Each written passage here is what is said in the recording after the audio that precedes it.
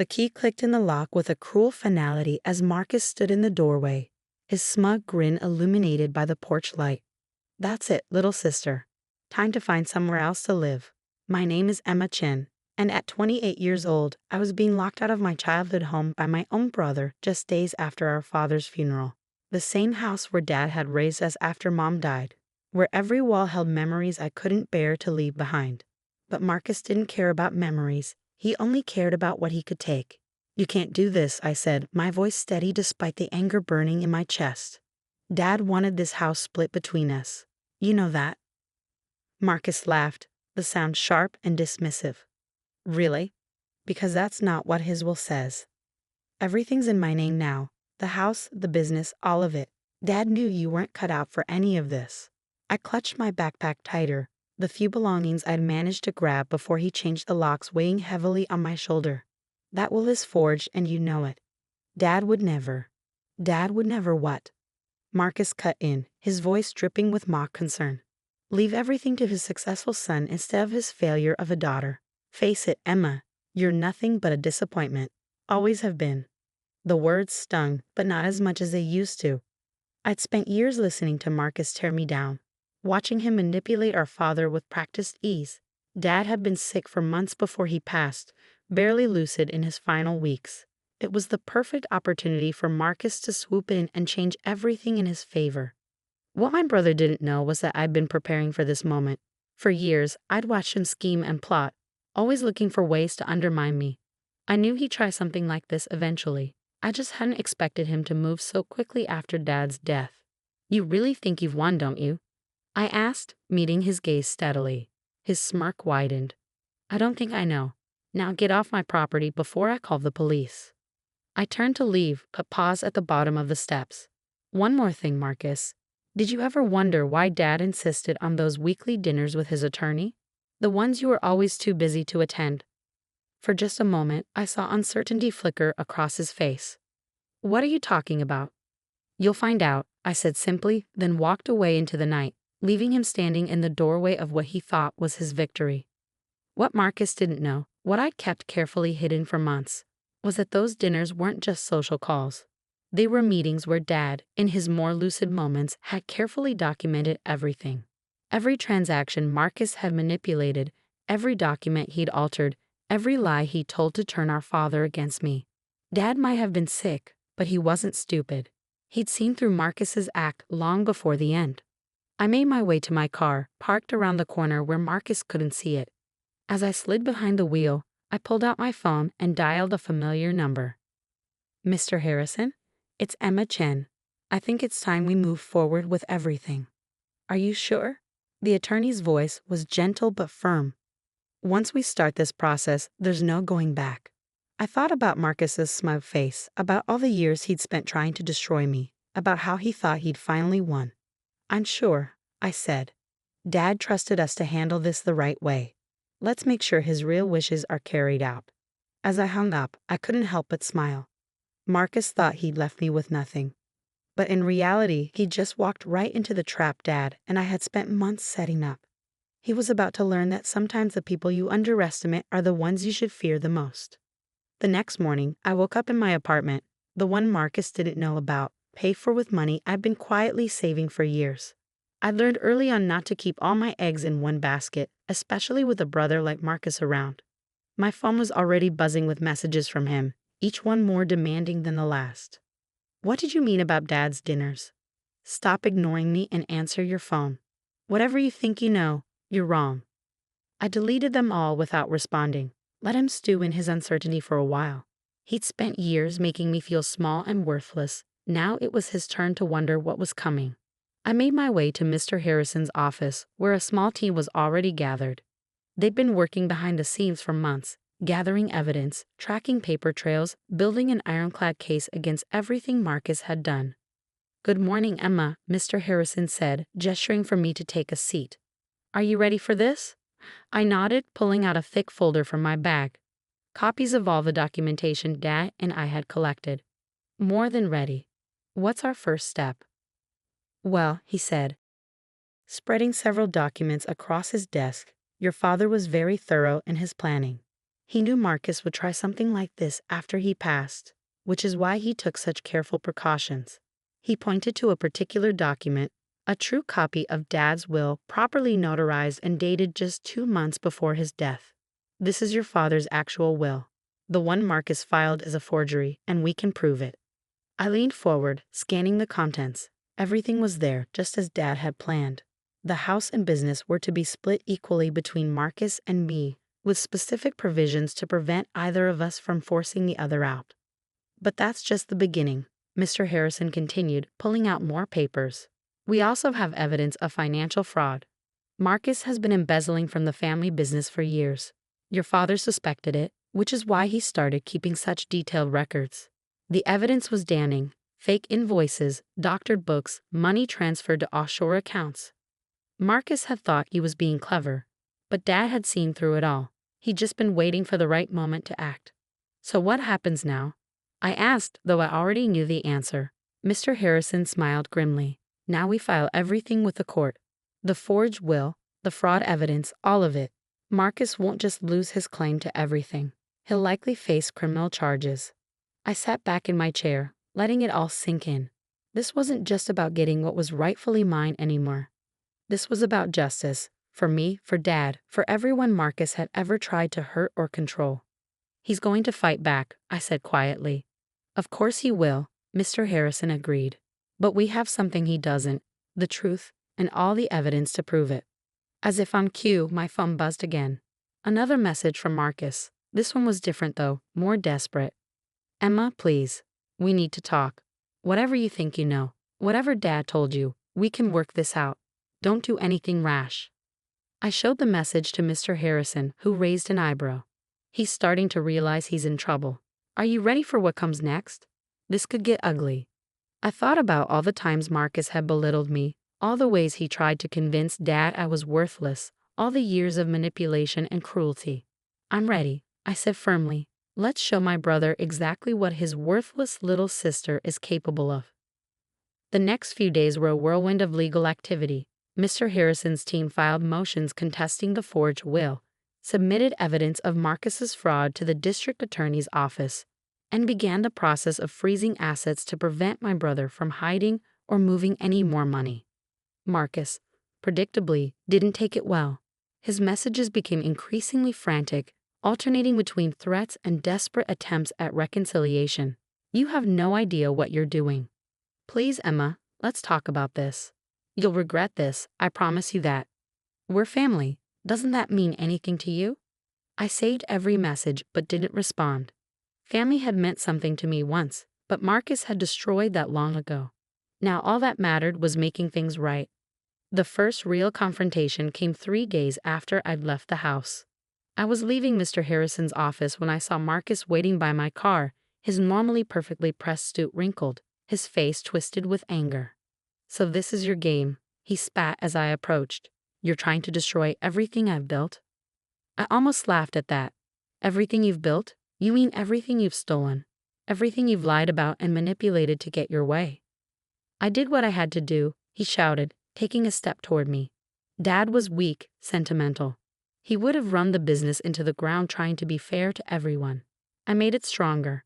By stealing, by forging documents and embezzling money, I kept my voice level, even as I noticed people starting to stare. That's not strength, Marcus. That's cowardice. His face reddened. You have no idea what it takes to succeed in this world. You're just like Dad, too soft, too trusting. I deserve everything I've taken. Well, I said, pulling out my phone, why don't we let the police decide that? His eyes widened as I pressed play on a recording app, capturing every word of his impromptu confession. He started, then stopped, realizing what he'd done. You always did talk too much when you were angry, I said quietly. Now get away from my car before I call security. He backed away slowly, his face a mask of hatred. This isn't over, Emma. You're right about that, I agreed. It's just beginning. As I watched him storm off, I felt a strange mix of satisfaction and sadness. The brother I'd once looked up to, the one I'd trusted and loved, was long gone. This man, this angry, desperate person, was all that was left. But I couldn't dwell on that now. There was still work to be done, and Marcus wasn't going to go down without a fight. I just had to make sure I was ready for whatever came next. The morning of the court hearing arrived crisp and clear, a stark contrast to the storm brewing inside the courthouse. I stood in the marble hallway, adjusting my blazer and trying to calm my racing heart. Mr. Harrison was beside me, reviewing last-minute details when I saw Marcus striding toward us, flanked by two expensive-looking attorneys. He'd lost weight since our confrontation in the parking lot. His designer suit hung looser on his frame, and dark circles shadowed his eyes. The past month had clearly taken its toll, but his arrogance remained intact. "Last chance, Emma," he said, stopping a few feet away. "Drop this ridiculous case now, and maybe we can still salvage something." I met his gaze steadily. "Salvage what, Marcus? Your reputation? Your freedom? Because both of those are about to disappear." His lawyers exchanged worried glances. They knew what was coming. The evidence was overwhelming, and Marcus' recorded confession had been the final nail in his coffin. "You think you've won," he sneered, though I could hear the tremor in his voice. "You're nothing but a what?" I cut him off. "A disappointment. A failure. You've called me every name in the book, Marcus. None of it matters anymore." Before he could respond, the courtroom doors opened. It was time. The next few hours were a blur of testimony and evidence.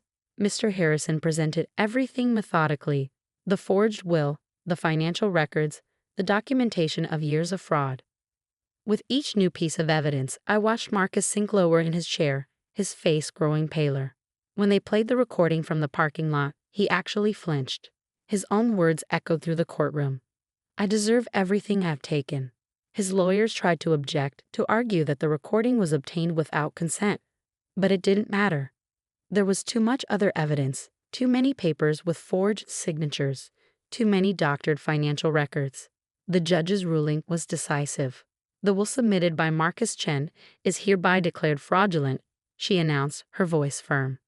"The authentic will, as presented by Emma Chen and verified by multiple witnesses, shall be enforced. Furthermore, given the evidence of extensive financial fraud, this court is referring the matter to the District Attorney's Office for criminal prosecution." I heard Marcus make a choked sound beside me, but I didn't look at him. I couldn't. This wasn't about watching him suffer. It was about justice. As we left the courtroom, I heard him calling after me. "Emma, please. You can't do this to me. I'm your brother." I stopped and turned to face him one last time. "You stopped being my brother the moment you decided I was worthless.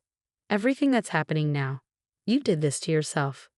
The weeks that followed were a whirlwind of activity.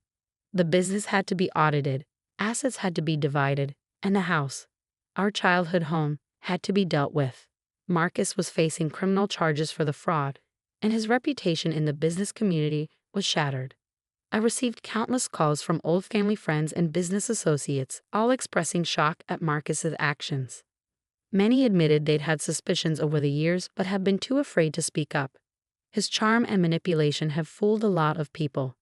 One evening, as I sat in Dad's old office going through papers, I found a letter he'd written to me shortly before his death. The paper was worn, as if he'd handled it many times before sealing it. "My dearest Emma," it began, "if you're reading this, then everything has played out as we feared it would. I'm sorry I won't be there to help you through it, but I know you're strong enough to handle whatever comes your way. You always have been." Tears blurred my vision as I continued reading. I wanted to believe the best of your brother, but I couldn't ignore what was happening. The man he's become, that's not the son I raised. But you, Emma, you've grown into exactly the person I hoped you'd be. Strong, principled, and brave enough to stand up for what's right. The evidence we've gathered together will help you fight back, but remember, this isn't about revenge. It's about justice, about making things right. Never let bitterness make you cruel. That's what happened to Marcus, and look where it led him. I set the letter down, wiping my eyes. Dad had known, had always known, that it would come to this. He prepared me not just to fight back, but to do it the right way. 3 months after the court hearing, I stood in front of our childhood home, key in hand. The property division had been finalized, and I had decisions to make. I could sell it, start fresh somewhere else. But something held me back. This house held more than just memories of Marcus's betrayal. It held summer afternoons helping Dad in the garden, winter evenings by the fireplace with Mom before she passed, Countless small moments that had shaped who I was. As I walked through the empty rooms, I made my decision. I wouldn't sell. Instead, I would rebuild, not just the house, but everything else Marcus had tried to destroy. The family business needed restructuring, needed someone who could lead with integrity instead of greed. I could be that person. Dad had seen that potential in me, even when I hadn't seen it in myself. A week later, I received word that Marcus had taken a plea deal. He would serve time for the fraud, though not as much as he probably deserved. Part of me felt relief, not for him, but for myself. I could finally close this chapter and move forward. That evening, sitting in Dad's old office, my office now, I found myself thinking about everything that had led to this moment. Marcus had thought he could break me, had spent years trying to make me believe I was worthless. Instead, he'd only made me stronger. The phone on my desk rang, another business matter needing attention. As I reached for it, I caught my reflection in the window. I didn't see the failure Marcus had tried to create. I saw what Dad had always seen, someone capable, strong, and ready to lead. Chin Industries, Emma speaking, I answered, my voice clear and confident. How can I help you? The rebuilding would take time, but I was ready. Marcus had tried to write my story for me, but in the end, I'd written it myself, and this was just the beginning. 6 months later, I sat in the garden behind the house, enjoying a rare moment of quiet. The business was thriving under new leadership, with transparent practices and ethical standards that would have made Dad proud. The house had been renovated, brightened, turned back into the warm home it was always meant to be. A letter arrived that morning from Marcus, his first communication since starting his sentence. I held it for a long time before opening it, not sure what to expect. Emma, it read, I don't expect forgiveness. I don't even know if I deserve to write this letter. But being here, having nothing but time to think, I've realized something. You were never the failure. I was.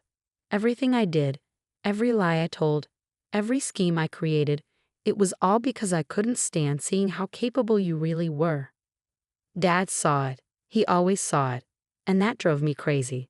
I wanted to be the successful one, the worthy one. So I tried to tear you down. I was wrong, and I'm sorry. I folded the letter carefully and slipped it back into its envelope. The words touched something deep inside me, but they didn't change anything. Marcus had made his choices, and now he had to live with them. My phone buzzed, a reminder about tomorrow's board meeting. I had a presentation to finish, proposals to review, a company to run. Standing up, I took one last look at the garden Dad had loved so much. The flowers were blooming again, new life pushing through old soil. Sometimes the best revenge isn't about getting even.